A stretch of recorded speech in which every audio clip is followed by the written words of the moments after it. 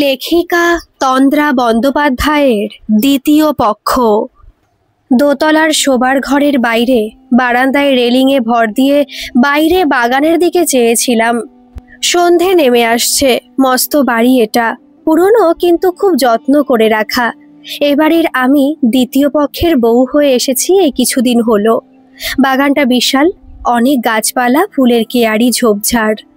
এখানে কেমন আছি সেটাই ভাবতে ভাবতে অন্যমনস্কভাবে সামনে তাকিয়ে দেখি একটু দূরে পুরনো পাথরের ফোয়ারার মাঝখানের কলস হাতে মেয়েটার মূর্তিটা নেই। একটু আগেও ছিল। স্থির হয়ে দাঁড়িয়ে অপেক্ষা করতে লাগলাম।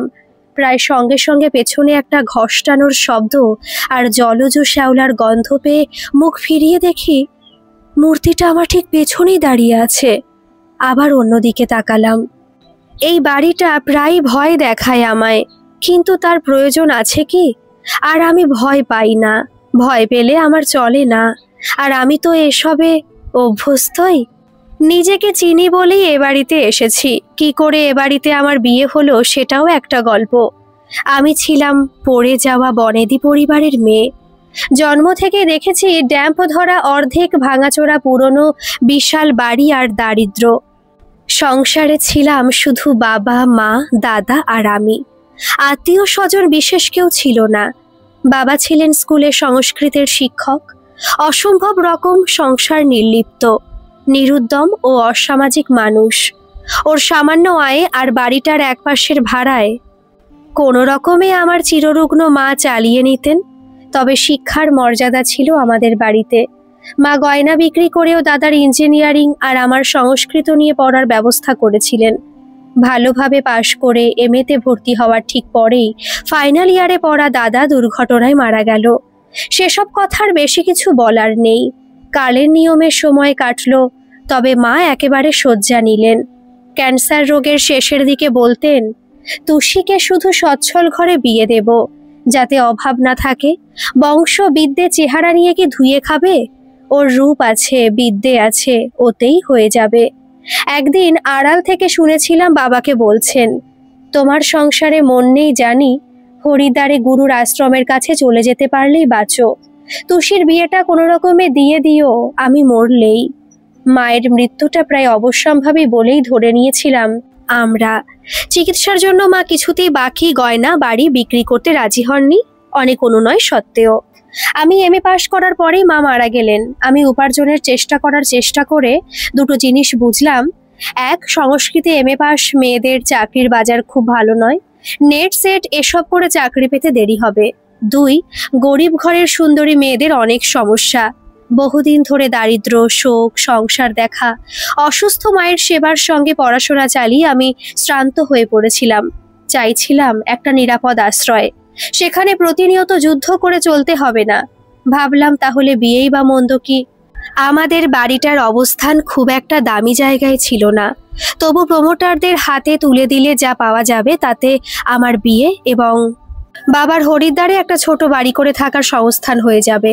জানি বাবা বহুদিন ধরেই মুক্তিটা মনে প্রাণে চাইছিলেন, কিন্তু আমি জেদ ধরে বসেছিলাম যে কিছুতেই বরপক্ষের দাবি মেনে নিয়ে বাবার একগাদা টাকা, জিনিস, সোনা খরচা করে বিয়ে করব না, বরং দুজনেই হরিদ্বারেই থাকবো গিয়ে। সেরকম ভালো পাত্র পাওয়া মুশকিল। বাবা বিরক্ত হয়ে বলেছিলেন, তবে কি আমি কোনোদিনই সংসার থেকে ছুটি পাবো না? আর আমি একটা পথ খুঁজতাম এই পরিস্থিতি থেকে বেরোবার। নিজেকে বোঝা মনে হচ্ছিল। এই সময় পাড়ার চৌধুরী কাকু একটা সম্বন্ধ আনলেন। ওরা আমাদের বাড়ির কাছেই থাকেন। ছোট থেকে আমায় দেখছেন, খুব স্নেহ করেন। কাকিমা বলতেন, আমার যোগ্যী বয়সের ছেলে থাকলে অতসীকে ঘরে নিয়ে আসতাম। সেদিন আমি চা নিয়ে আসতে আসতে পর্দার আড়ালে থেমে গেলাম। শুনলাম কাকু বলছেন, শুনুন দাদা, আমি খুব ভেবেচিন্তেই বলছি। এরা আমাদের বহুদিনের পরিচিত, দূর সম্পর্কের আত্মীয় হয়, ধনী পরিবার। ওই একটি ছেলে এখন বিদেশে পড়াশোনা করে আসার পরপরই অরুণদা মানে ছেলেটির বাবা মারা যান। ওর মা খুব ভালো মানুষ, সরল মহিলা। ছেলেকে বিয়ের জন্য তাড়া দিতে থাকেন। ছেলেটি সুপুরুষ, স্বাস্থ্যবান ও সচ্চরিত্র। বেশ সচ্ছল পরিবারের স্মার্ট আধুনিক মেয়ের সঙ্গে বিয়ের জন্য সম্বন্ধ আসে। একটু দেখাশোনার পর ছেলেটির আপত্তি হয় না। বিয়ে হয়ে যাবার পর বোঝা গেল ও মেয়ে অত্যন্ত জেদি, রাগী, কিছুতেই মানিয়ে চলতে রাজি নয়। টাকা দেখে বিয়ে করেছিল। এবার নিমেষ মানে স্বামীর কাছ থেকে নানা রকম অজুহাতে টাকা নিত এবং জানা গেল তার স্বভাব চরিত্র ভালো নয়। ডিভোর্স চাইতে গেলে প্রচণ্ড ঝামেলা করে বলেছিল সম্পত্তির বড় অংশ না দিলে ওদের পরিবারের মান ইজ্জত সব ধুলোয় মিশিয়ে দেবে। নিমেষ অশান্তি সহ্য করতে না পেরে তাতেও রাজি হয়ে গিয়েছিল। কিন্তু বাবা মন দিয়ে শুনছিলেন। বললেন, কিন্তু কি? আমি ট্রে নিয়ে ভেতরে ঢুকলাম। কাকু বললেন, শেষকালে হঠাৎ সব দাবি তুলে নিয়ে ডিভোর্স দিয়ে দিল। এখন মঞ্জু বৌদি মানে নিমেষের মা এসব ব্যাপারে একেবারে বিধ্বস্ত আর অসুস্থ হয়ে গিয়েছিলেন। ছেলেকে অনেক কষ্টে রাজি করিয়েছেন আবার বিয়েতে।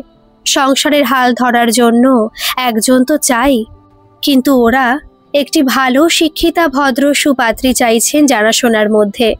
বিন্দুমাত্র দাবি দেওয়া নেই। আমি মানে অতসীর কথা বললাম। ওকে তো ছোট থেকেই জানি।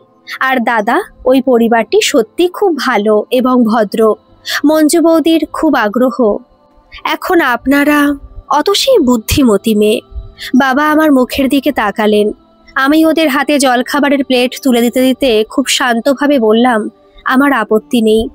বাবা মেঝের দিকে চেয়ে বললেন, তাহলে আমারও নেই। মনে মনে একটু তিক্ত হাসলাম। জানা গেল পাত্র অর্থাৎ নিমেষ রায় আমার সঙ্গে দেখা করে কথা বলতে চায়। তা বেশ, দোজো বরে পাত্রটিকে আমিও নয় একটু দেখে নিই। নির্দিষ্ট সময়ে নির্দিষ্ট কফি শপে পৌঁছে দেখি নিমেষ রায় আগে থেকেই অপেক্ষা করছে। কাকু ঠিকই বলেছিলেন, নিমেষ সুপুরুষই বটে। ভালো করে দেখলাম মুখে ক্লান্তির ছাপ আর চিবুকের রেখায় কাঠিন্য। উঠে দাঁড়িয়েছিল। আমি বসার পর কিছু প্রাথমিক কথার পর কি খেতে চাই জিজ্ঞেস করলো। বললাম, শুধু কফি। কোনো জোড়াজোড়ি না করে দুটো কফির অর্ডার দিল। তারপর সোজাসুজি আমার দিকে তাকিয়ে বলল, প্রথমে প্রশ্ন করতে চাই, আপনি এ বিয়েতে রাজি হচ্ছেন কেন? আপনি শিক্ষিতা, অসাধারণ সুন্দরী, সেটা নিশ্চয়ই জানেন। আর আমি তো ডিভোর্সি। আপনিও আমার পারিবারিক ব্যাকগ্রাউন্ড নিশ্চয়ই জানেন। আমার শুধু বাবা আছেন। বাড়িটা ছাড়া আর কোনো সঙ্গতি নেই আমাদের। বাবা আমার বিয়ে দিয়ে বন্ধন মুক্ত হতে চান যত তাড়াতাড়ি সম্ভব। আর আপনি আমাদের কাছে সুপাত্রই। ক্ষীণ হেসে বলল, ও। ওয়েটার কফি দিয়ে গেল। পাশের টেবিলে দুটি অল্প বয়সী তরুণ তরুণী এসে বসল। নিমেষ কফির কাপে একটু চামচ নাড়ল। তারপর মুখ তুলে বলল, আপনাকে কয়েকটা কথা বলতে চাই। বলুন। আমাদের পারিবারিক ঘটনাগুলোর পরিপ্রেক্ষিতের কথা শুনেছেন নিশ্চয়ই। সাবধানে বললাম, কিছুটা শুনেছি। আমার প্রাক্তন স্ত্রী মানে অয়নার সঙ্গে আমার বিয়েটা একটু তাড়াহুড়ো করেই হয়ে গিয়েছিল। বাবা মারা যাওয়ায় মা একটু দিশাহারা হয়ে গিয়ে চাইলেন আমি যেন তাড়াতাড়ি স্থিত হই। সংসারটা আমার বউ এসে যেন ভরিয়ে তোলে। দুর্ভাগ্যক্রমে অয়না সেরকম মেয়ে ছিল না। বিয়ের আগে অল্প দেখাশোনায় মনে হয়েছিল বেশ স্মার্ট, আধুনিক, হাসি খুশি। ভাবলাম মন্দ কি। বিয়ের পরে পরে বুঝলাম ওর প্ল্যান আলাদা। যখন তখন মোটা টাকা চাইতো, ব্যাংকে আলাদা অ্যাকাউন্ট চাইলো। বাড়ির সকলের সঙ্গে দুর্ব্যবহার, মেজাজ, সেকেলে বলে অবহেলা, জিনিসপত্র ছোড়াছুড়ি। এবারের সবকিছুতেই অবজ্ঞা। রান্না পছন্দ হতো না, থালা ঠেলে ফেলে দিত। আমি হস্তক্ষেপ করতে গেলে, বোঝাতে গেলে আরো খারাপ ফল হতো, অনর্থ করত।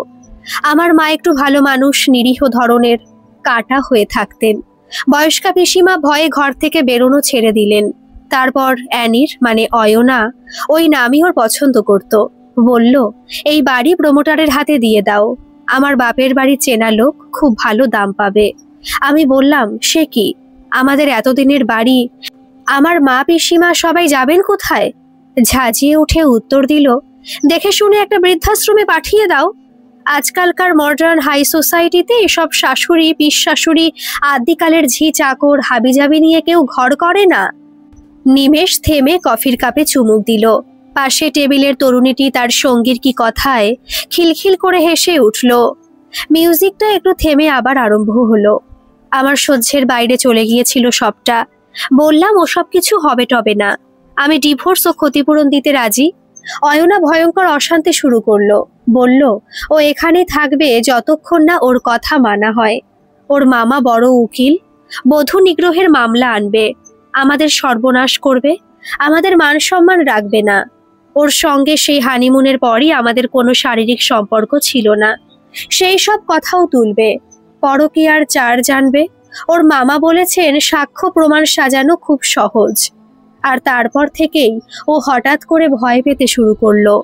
আমি মুখ নিচু করে শুনছিলাম, অবাক হয়ে প্রশ্ন করলাম, কিসের ভয়? নিমেষে একটু ইতস্তত করে বলতো ভূতের, কি সব দেখতো নাকি, কারা সব ভয় দেখাতো, ছায়া ছায়া সব মূর্তি, ঘুমোতে পারতো না। প্রথমে বলল আমরা নাকি ওকে ভয় দেখাচ্ছি প্ল্যান করে। আমি ভাবলাম নাটক করছে, তারপর মনে হলো মনোবিকার। এমনিতেই মানসিকভাবে ওকে প্রায় স্বাভাবিক মনে হতো না। নিমেষ মাথা নাড়ল, ভূত? অসম্ভব, আমাদের বাড়িতে কখনো কেউ ভয় টয় পায়নি, শুনিনি কখনো। ওয়েটার আবার এলে নিমেষ বলল, প্লিজ এবার একটু কিছু অর্ডার করতে দিন, কাজ থেকে আসছি তো, খুব খিদে পেয়েছে। মুখের ওপর একবার হাত চালিয়ে নিল। হঠাৎ মায়া হলো ওর দিকে তাকিয়ে। স্যান্ডউইচ আর কফির অর্ডার দেওয়া হলো। শেষে ব্যাপারটা বাড়াবাড়ির পর্যায়ে পৌঁছলো। অয়না বলতে শুরু করলো, বাগানের মূর্তিগুলো নাকি নড়ে চড়ে বেড়ায়, গাছগুলো জায়গা বদল করে, ছবির মুখগুলো রোজ অন্যরকম হয়ে যায়। ওর দোতলার জানলার বাইরে থেকে কারা যেন উকি মারে, সিঁড়ি দিয়ে অচেনা লোকেরা রাত দুপুরে ওঠানামা করে, ফিসফিস করে কথা বলে কারা কানে কানে, এই সব অদ্ভুত কথা। একদিন তো ভয়ে অজ্ঞান হয়ে গেল। একটা হাত নাকি মেঝে থেকে বেরিয়ে এসে ওর পা চেপে ধরেছিল। আমি বললাম সাইকিয়াট্রিস্টের কাছে নিয়ে যাব। রেগে গালাগাল দিয়ে অনর্থ করে বাপের বাড়ি চলে গেল। বলল ভুতুরে বাড়ি, সেটা জানানো হয়নি ওদের, ডিভোর্স দেবে কিন্তু সম্পত্তির অংশ ওকে দিতে হবে। আর সহ্য করতে পারছিলাম না। আমি বোধহয় তাতেও রাজি হয়ে যেতাম, কিন্তু আরো অনেক কিছু চেয়ে বসলো। ঠিক করলাম মামলা লড়বো, কেস আরম্ভ হলো। কিন্তু খুব অদ্ভুতভাবে একদিন অয়নারা সমস্ত দাবি তুলে নিল। ডিভোর্স হয়ে গেল উইদাউট কন্টেস্ট। আমি নিজে থেকেই কিছু টাকা দিলাম ক্ষতিপূরণ হিসেবে। শান্তি হলো। কিন্তু মা মানসিক ধাক্কায় প্রায় শয্যাশায়ী হয়ে পড়লেন। আমাদের স্যান্ডউইচ কফি শেষ হয়ে আসছিল। কফি হাউসে ভিড় বাড়ছে লক্ষ্য করলাম।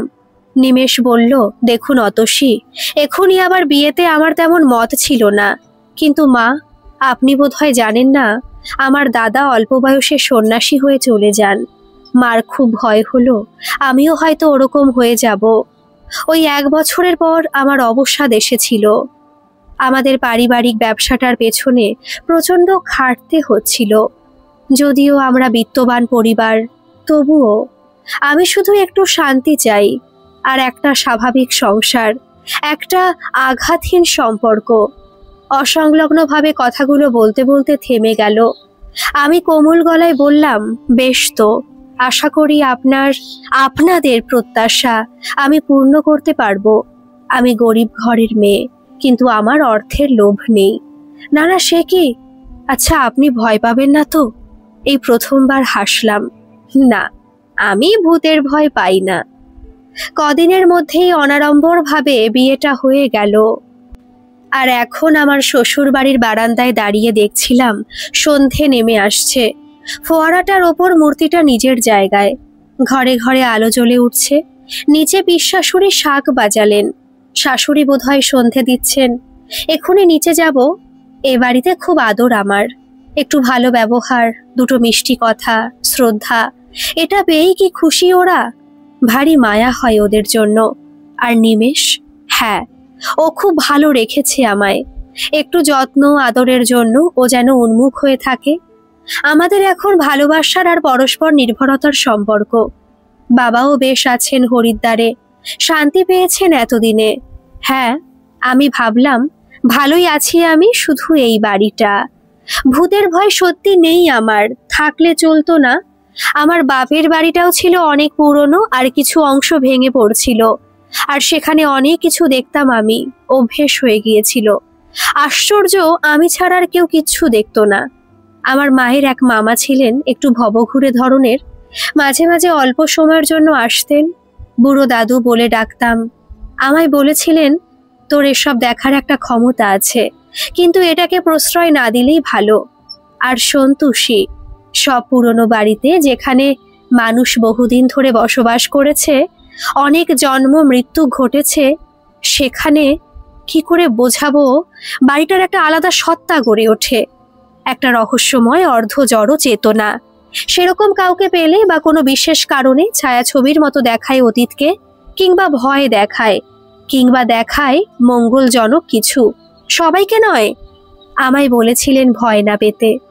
এই বাড়িটা কি বুঝেছিল অয়নার মনের তরঙ্গ, ওর ক্ষতি করার চেষ্টা, লোভ, নিষ্ঠুরতা, তাই ওকে তাড়াতে চেয়েছিল, ভয় দেখাতো নিজেকে রক্ষা করার জন্য। বুঝেছিল ওর দুর্বলতা কোথায়, আর এখন ভাবছে আমি ওর শত্রু। কিন্তু আমি তো চাই না কোনো ক্ষতি করতে। একটা অদ্ভুত জিনিস পেয়েছিলাম আমাদের পুরনো বাড়ি থেকে। ও বাড়ি থেকে চলে আসার আগে বাড়িটার পরিত্যক্ত ভাঙা অংশটায় যেমন অভ্যেস ছিল ঘুরে বেড়াচ্ছিলাম। এসব ভেঙে ফেলা হবে শীঘ্রই। মনে ছিল একটা চাপা কষ্ট, আসন্ন নতুন জীবন দিয়ে অনিশ্চিতি। ঠিক সিদ্ধান্ত নিয়েছি কিনা সে নিয়ে সংশয়। একটা বিপজ্জনকভাবে হেলে পড়া সিঁড়ির নিচে কি একটা জিনিস ফাঁক দিয়ে আসা এক ফালি রোদে চিকচিকিয়ে উঠল। হাতে তুলে নিয়ে দেখি একটা বুড়ো আঙুলের নখের মতো ছোট্ট সোনা বাঁধানো শাক, গায়ে কি সব জটিল রেখা আঁকা। আমার মনে হলো হঠাৎ কে যেন আমার মাথাটা ছুঁলো, আর আমার সব দ্বিধা ভয় চলে গিয়ে মনটা শান্তিতে সাহসে ভরে উঠল। যেন বাড়িটা আমায় শেষ বিদায়ের আগে স্নেহের উপহার দিল। এখন বারান্দা থেকে ঘরের মধ্যে ফিরে আলো জ্বেলে দিলাম। আবছায়া একটা মূর্তি সরে গেল যেন ঘরের কোণ থেকে। একটা ঠান্ডা হাওয়া আর ফিসফিস। বললাম, চলে যাও, কেন আসো বারবার? আমি কিছু ক্ষতি করিনি তো। গলায় চেনে পড়া শাকটা স্পর্শ করলাম। নিমেষের জামা কাপড় গুছিয়ে রাখলাম হাতের কাছে। নিচে গেলাম কোনো দিকে না তাকিয়ে। ঠাকুর ঘরে রোজকার মতো পূজারি এসেছেন। উনি সকাল বিকেল এ বাড়ির গোপালের পুজো করে দিয়ে যান। পিসিমা গোছগাছ করে দিচ্ছেন। আমি ধূপ জেলে ঘরে ঘরে দেখালাম। শাশুড়িমা বললেন সস্নেহে, কিছু খাবি? মুখটা শুকনো লাগছে। আমি বললাম, ধুত, তুমি রোজ আমার মুখ শুকনো দেখো। মা, এবেলা চিড়ের পোলাও বলি জল খাবারে খাবে? বলবো হাসির মাকে? উনি বললেন, তুই যা ভালো বুঝিস বল। এইটুকুতেই চোখে জল এসে গেছিল আমার।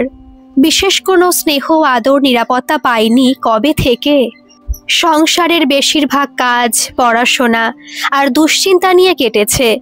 রান্নাঘর থেকে ফিরে এসে ঠাকুর ঘরে পিসিমার পেছনে বসলাম। শাশুড়িমা ওপাশটায় বসে মালা জপছেন, আর তাকিয়ে দেখলাম পিসিমার ওপাশেই কোণের একটু অন্ধকার দিকটায় কে যেন গরদের লাল পাড় শাড়ি পরা মহিলা বসে আছেন। মাঝে মাঝে একে দেখি, আর কেউ দেখে না অবশ্য। উনি হঠাৎ মুখ ফিরিয়ে আমার দিকে তাকালেন, কেমন যেন ঝাপসা মুখটা। আমার বুকটা সামান্য কেঁপে উঠলেও আমি মৃদু হেসে আঁচলটা মাথায় তুলে দিলাম। মনে হলো দৃষ্টিটা যেন কোমল হলো। একটু পরে মিলিয়ে গেলেন। নিমেষ বাড়ি ফিরেছিল। ওপরে গিয়ে ওর সঙ্গে সাধারণ কথা হচ্ছিল। বাবার চিঠি পেয়েছি কিনা, আমার রিসার্চ আরম্ভ করার কি প্ল্যান, পিসিমার চোখটা দেখাতে ডাক্তারের কাছে যেতে হবে, এই সব। দেখলাম ওর ঠিক পেছনে বড় জানলার ওধারে একটা মস্ত মুখ, ক্রমশ আরো বিশাল হচ্ছে। খুব চওড়া হাসি ওটার মুখে, অনেকগুলো ধারালো দাঁত। জানলার শিকগুলোর মধ্য দিয়ে অদ্ভুতভাবে বেঁকে চুরে ভিতর দিকে ঢুকে আসছে। আমি মুখ ফিরিয়ে মনে মনে বললাম, যাও, আমাকে ভয় দেখাতে এসো না। নিমেষ আমার গালটা ছুঁয়ে বলছিল, তুষি, তুমি ভালো আছো তো? আমাদের এত সুখে আনন্দে রেখেছো, তুমি নিজে ভয় টয় পাও না তো? দেখলাম সেই মুখটা আস্তে আস্তে মিলিয়ে যাচ্ছে। শেষে শুধু দাঁতগুলো দেখা যাচ্ছিল, অদৃশ্য হয়ে গেল। আমি নিমেষের কাঁধে মাথা রেখে বললাম, বলেছি তো আমি ভয় পাই না। না, ভয় পাবো কেন? নিজের সাহসে নিজেই অবাক হই। সেদিন লাইব্রেরি দেওয়ালের সেকেলে ছবিগুলো ঝাড়তে ঝাড়তে দেখছিলাম, ওগুলো কেমন যেন অন্যরকম হয়ে যাচ্ছে। থান পরা মাথায় ঘোমটা এক মহিলার ছবির উপর দিয়ে আলতো করে ঝাড়নটা বুলিয়ে আনতেই সেটা বদলে কেমন আর একজনের ছবি হয়ে গেল। অনেকটা ঠাকুর ঘরের সেই লাল পেরে গরদ পরা মহিলার মতো আদল যেন। ওদিকের দেওয়ালে একটা সামুদ্রিক নিঃসর্গ দৃশ্যের ছবি ছিল। এখন দেখি একটা নানা রকম ফলের স্থির চিত্র সেখানে। এ নিয়ে আর কাউকে কিছু বলিনি। একবার একটা বিশাল পোর্ট্রেট থেকে একটা খুব লম্বা ঠান্ডা হাত বেরিয়ে এসে আমাকে ছুঁয়েছিল। চমকে উঠে শুধু সরে এসেছিলাম, তারপরে আর কিছু দেখিনি। লাইব্রেরিটা বাড়িটার পেছন দিকটায়, একটু একটেরে, বিশেষ কেউ ঢোকে না এ ঘরে। কাজের লোকেরা জানলা টাল্লা সকালে সন্ধে খুলে আবার বন্ধ করে দেয়, কিন্তু এখানে আমি অনেকটা সময় কাটাই। নির্জন দুপুরে বা সকালের কিছু সময় এখানে বসে পুরনো বইটই পড়ি, ভয় করে না। এই লাইব্রেরি একটা জানলা দিয়ে একবার একটা অদ্ভুত দৃশ্য দেখেছিলাম। সেদিন রাতে বেশ পরিষ্কার চাঁদের আলোয় বাইরেটা ঝলমল করছিল। রাতের খাওয়া দাওয়ার পর নিমেষ ওর ল্যাপটপে কি একটা দরকারি কাজ নিয়ে বসলো। শাশুড়িমা পিসিমারা বোধহয় শুয়ে পড়েছিলেন। আমি একটু এঘর ওঘর করে লাইব্রেরিতে এসে তাকের বইপত্র দেখছিলাম। খুব ভালো ভালো দুষ্প্রাপ্য বই আছে এখানে। মির্ছ কোটিকের একটা পুরনো এডিশন খুলে চোখ বুলোচ্ছিলাম। হঠাৎ খোলা জানলা দিয়ে একটা ঠান্ডা ভিজে হাওয়ার ঝাপটা এসে গায়ে লাগলো। জানলাটা বন্ধ হয়নি আজ? আর জোলো হাওয়া কেন? জানলার দিকে এগিয়ে গিয়ে অবাক হয়ে দেখি কখন কালো মেঘে আকাশ ছেয়ে এসেছে। চাঁদ তারা অদৃশ্য। বাইরে এত গাছপালা এলো কোত্থেকে? প্রায় জঙ্গলের মতো। ঝমঝম করে বৃষ্টি নামলো। ভিজে হাওয়া বইছে এলোমেলো। জলের সূক্ষ্ম ফোঁটা উড়ে উড়ে পড়ছে আমার মুখে, চুলে, আঁচলে। অনেক দূর থেকে একটা শিশের মতো আওয়াজ। কেমন ভয় করলো হঠাৎ। জানলাটা কোনো রকমে বন্ধ করে দিয়ে আমি দ্রুত পায়ে লাইব্রেরির আলো নিভিয়ে বেরিয়ে এলাম। শোবার ঘরে গিয়ে দেখি নিমেষ কাজ শেষ করে এনেছে। বলল, এসো এবার শুয়ে পড়ি। কোথায় ছিলে? লাইব্রেরিতে। মনে হলো বৃষ্টি পড়ছে, তাই একটু অসংলগ্নভাবে বলে থেমে গেলাম। খোলা জানলা দিয়ে বাইরে তাকিয়ে দেখি বৃষ্টির চিহ্ন মাত্র নেই। ফুটফুট করছে জ্যোৎস্না।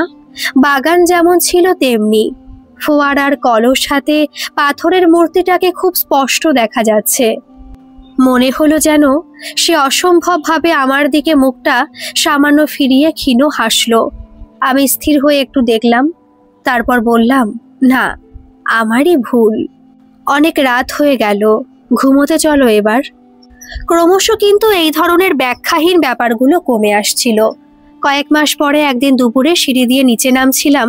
অবাক হয়ে দেখি সে ঠাকুর ঘরে মহিলা হাসি হাসি মুখে আমার দিকে চেয়ে থেকে এগিয়ে ভাড়ার ঘরের দরজায় মিলিয়ে গেলেন। ভয় পাবো নাকি? ধুত, নিত্যি দেখছি তো। কিন্তু এটা ঠিক ভয় দেখানো নয় তো। মাথাটা কেমন টলে গেল। কদিন ধরে শরীরটা ভালো নয়, হজম হয় না, বমি হয়। নিমেষ ডাক্তারের কাছে নিয়ে যেতে চাইছে, আর আমি ধুত ও কিছু না বলে উড়িয়ে দিচ্ছি। শাশুড়ি মাকে ওর গোপালের ফল আনানো নিয়ে কি একটা বলতে বলতে হঠাৎ মাথা ঘুরে পড়ে যাচ্ছিলাম।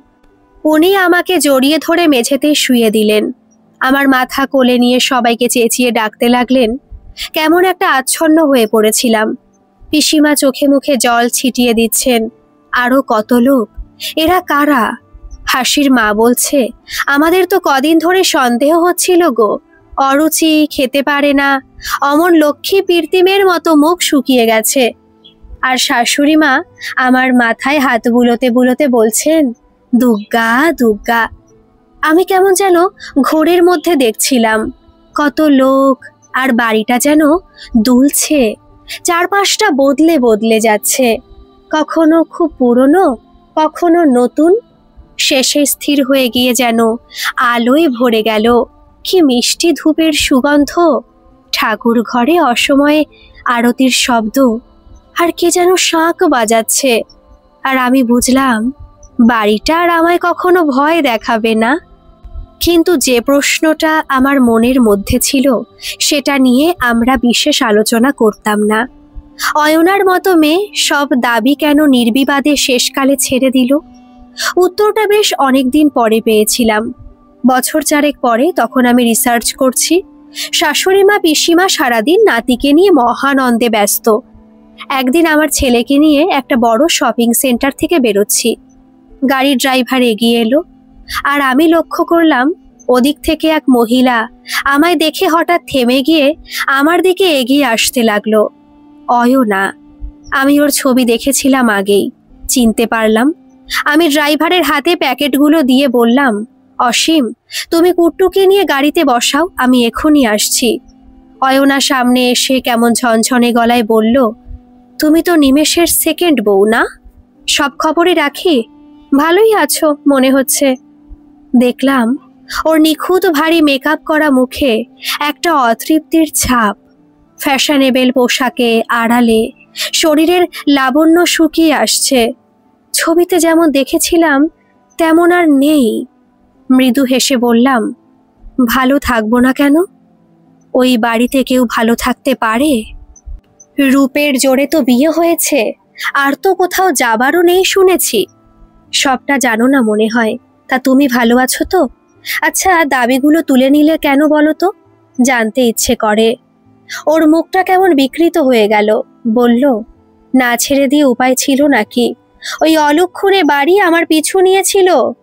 চলে আসার পরও দিন রাত্রি আমাদের ভয় দেখাতো। সবাই আমরা খেতে ঘুমোতে পারতাম না। অসুখ, অ্যাক্সিডেন্ট কিছু বাকি ছিল না। বাবার ব্যবসা বসে গেল, মামার উকিলের লাইসেন্স বাতিল হয়ে গেল। শেষে এক সাধু না কে বলল অভিশাপ লেগেছে, সব দাবি ছেড়ে দিতে, নইলে। কি কুক্ষণে ও বাড়িতে বিয়ে করেছিলাম, আমার জীবনটা শেষ করে দিল। যা ভেবেছিলাম কিচ্ছু পেলাম না। উত্তর দেব ভাবছিলাম, কিন্তু চুপ করে রইলাম। অয়না কয়েকটা ক্রুদ্ধ গালাগাল দিয়ে পেছন ফিরে চলে গেল। গাড়ি জানলা দিয়ে কুট্টু ডাকলো, মাম্মাম। আমি এগিয়ে গিয়ে গাড়িতে উঠে বসলাম। গল্পটি কেমন লাগলো অবশ্যই কমেন্ট করে জানাবেন, আর ভালো লাগলে একটা সাবস্ক্রাইব করে আমার পাশে থাকবেন। ধন্যবাদ।